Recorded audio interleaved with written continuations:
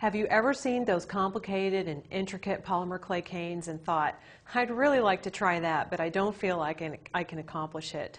Well, I'd like to give you some really good tips for starting at the beginning, making some basic simple canes, practicing some good technique to combine those simple canes together to make a complex cane. First, we're going to start with the bullseye, probably the simplest cane to make. I'm going to start with just a rod of solid color in the middle. I've chosen gold, and I have a sheet of brown clay that I've already pressed through the pasta machine on its thickest setting. I'm going to layer my gold rod on the very edge and just roll the chocolate clay up around it.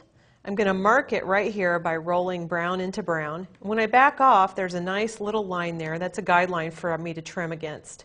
Now I've got a really sharp blade, and this is super important for working with canes. You'll need some sharp blades. I'm going to cut just inside the line. The reason is because polymer clay tends to stretch, and you can easily fill up that gap by using some finger pressure, but it's really hard to deal with if you overlap. Now at this point, I'm ready to reduce the cane. Reducing means I'm going to make the cane longer and longer, but maintain the gold rod on the inside. I'm not going to mix the colors. Good technique for reducing is to start by putting more pressure in the middle, and then I'm pushing any air bubbles out toward the ends.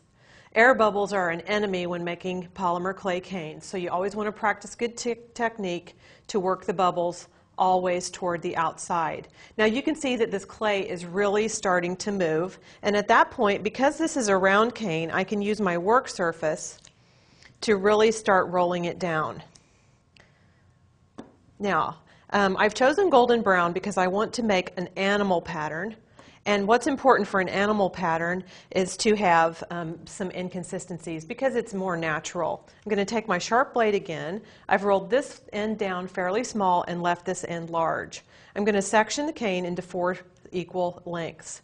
Now see how I'm rocking this back and forth? That's because my cane is very warm. I'm warm, the lighting in here is warm, and so by rocking it back and forth, I'm making a smooth cut down through the cane without deforming it. Some people like to throw their canes in the refrigerator after they've handled them a lot. That makes them much firmer and easier to slice. Now I'm just going to randomly regroup this cane, and what you've done here is gone from a simple bullseye cane to a complex lace cane. Now what I can do is I can reduce this again, once again pushing the air bubbles out toward the end, rolling it on the work surface, and I can simply regroup it and recut it and group it together again and again until my pattern is as intricate as I'd like it to be. You can see how that works out here on this lovely pendant because I have a variety of shapes and sizes of the pattern, and it looks more natural and beautiful. Another simple cane you can make with Sculpey clays is a leaf cane. To start the leaf cane, I have a rod of bright green clay, and I have a sheet of a darker green that I've run through the pasta machine on the number 4 setting. It's quite thin. What I want to do is take my very sharp blade, and I'm going to cut this rod of clay into some sections. Just score down through the rod, and try really hard to come down perpendicular all the way. Lay this section of the bright green on top of the darker green, and then trim it with a really sharp knife. Pick that piece up, and now it has a green vein sheet on one side, and you'll want to reassemble this just the way you took it apart. You want to continue making lines across your rod until you have several, 3, 4, or 5, however many you want to do. The next step is to take your very sharp blade and cut down through the rod at an angle to the lines you just made. So I'm scoring across the top and then pulling down evenly. Then I want to take one of these sections and line it with some green clay as well. Line that right up on the edge, trim with my sharp blade. Pick that up. Now, the way we cut this apart was like this. But what I want to do when I reassemble it is turn one completely around so that I get the veins going more at angles this way. At this point now I can reduce the cane. Now I don't want to reduce it like I did the bullseye cane by rolling it. I want to reduce it by pinching the top. And you can even use your work surface to pinch down and to pull. And I want to maintain that leaf shape by kind of working at it like a triangle. So I have a skinny top and a heavier bottom.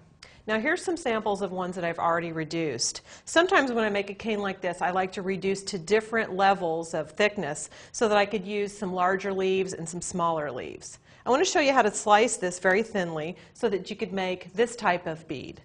I just take my very sharp blade, and I always stand my leaf on end so the point is at the top, score across the top, and then pull straight down. Now this takes a little bit of practice, so you want to just practice using good technique and cut straight down. I could even pick this up and shape it a bit with my hands, pinching the edges to make it look more natural and fluid like a real leaf would. If I wanted a thicker bead, I could back off just a bit and cut this, say, 5 millimeters or 1/4 of an inch thick, and that would make a nice bead for a bracelet. I hope you enjoy making your leaf beads. Another fun and simple cane that you can make with Sculpey clay is the jelly roll. The jelly roll might be simply the most popular cane ever made. What you want to do first is pick two colors, at least two colors, that are in high contrast to each other so that when you roll them up together, they really look good together and they're visible against each other. Decide which one you want on the bottom. Now these clays have already been pressed through my pasta machine on the thickest setting. When I start a jelly roll cane, I always put the bottom layer out a little further, and that gives me a lip that can bend up around my inside clay, and it's a good starting place to roll up. Practice your good technique by not letting any air bubbles get trapped in between the sheets, and once you've rolled up far enough that you're in control, you can just roll this up with your fingers. Now, if your bottom sheet sticks out further like that one, just take your sharp blade and cut back through that layer and peel that back. Now you can seal this edge by giving some finger pressure all along the edge, and you can even just bend that outside color over the inside color. Now we're ready to reduce. You can reduce this just the same way you did the bullseye cane, and you can reduce it down as far as you want or leave it as large as you want. What I think is really fun is just to make that first cut off the end to see how neat and tidy it looks inside.